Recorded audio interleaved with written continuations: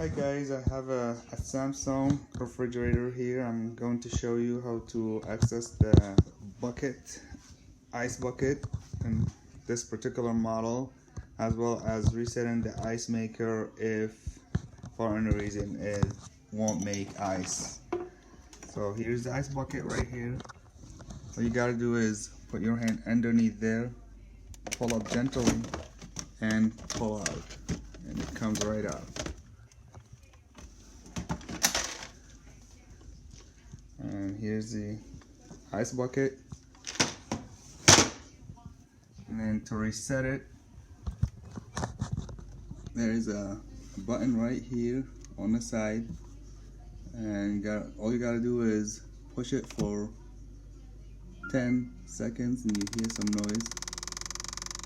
It's resetting itself. Let it go, and you're good. Thanks for watching.